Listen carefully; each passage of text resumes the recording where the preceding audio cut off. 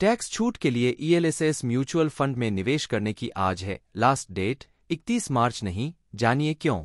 वित्त वर्ष 2023 से 24 में ओल्ड टैक्स रिजीम का विकल्प चुनने वाले जो लोग धारा 80C के तहत टैक्स बेनिफिट्स का क्लेम करने के लिए ईएलएसएस म्यूचुअल फंड में निवेश करना चाहते हैं, उनके लिए निवेश की अंतिम तिथि आज है।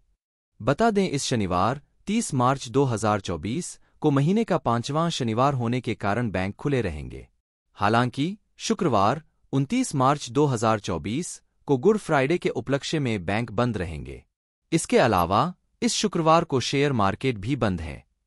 शनिवार और रविवार को हमेशा की तरह इस बार भी शेयर मार्केट बंद ही रहेंगे। चूंकि शेयर बाजार बंद है, इसलिए इन 3 दिनों में म्यूचुअल फंड हाउस भी बंद रहने वाले हैं। क्यों आज ही है लास्ट डेट? भारतीय प्रतिभूति और विनिमय बोर्ड (SEBI) के दिशानिर्देशों के अनुसार किसी निवेश को पूरा माना जाने के लिए पैसा म्यूचुअल फंड बैंक हाउस में जमा किया जाना चाहिए। इसके अलावा कुछ कट ऑफ समय भी हैं, जिसके पहले एक निवेशक को किसी विशेष दिन के NAV के लिए पात्र होने के लिए वैध खरीद या रिडम्पशन करना होता है। फिनएज के निवेश प्रबंधन प्रमुख शिवांश डंडोना कहते हैं, ईएलएसएस म्यूचुअल फंड के तहत एलोकेट की जाने वाली यूनिट्स के लिए परचेज ट्रांजैक्शन तब होना चाहिए जब शेयर बाजार खुला हो।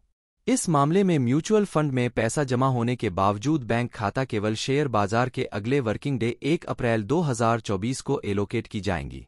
शेयर बाजार का अंतिम कार्य दिवस आज। इसका मतलब यह हुआ कि निवेश चालू वित्तीय वर्ष 2023 से 24 के लिए धारा 80C के तहत टैक्स बेनिफिट्स के लिए योग्य नहीं होगा।